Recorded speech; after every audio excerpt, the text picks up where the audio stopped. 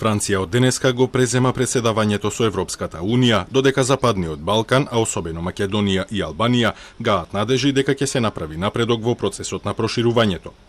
Но на презентацијата на приоритетите на француското председателство, проширувањето беше спомнато на периферијата, а треба да бидат земени в предвид и ставовите на француската јавност и особено опозицијата.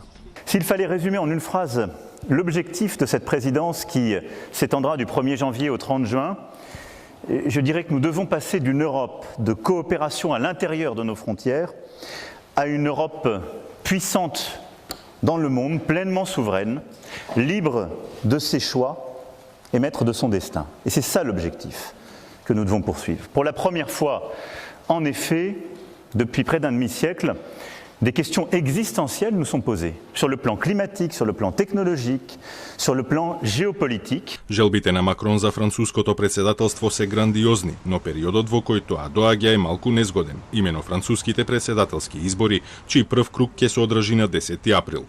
За француските аналитичари, зголемиот ангажман на Макрон во Европа е меч со две острици. Од една страна, неговата очигледна водечка улога, особено по повлекувањето на Меркел, може да му донесе политички поени на домашен план, но во исто време може и да му го одвлече вниманието од важните домашни прашања.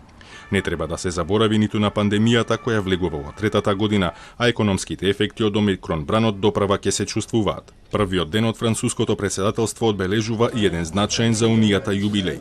Денеска се навршуваат 20 години од воведувањето на еврото, заедничката европска валута, која влезе во употреба на 1 јануари 2002 година.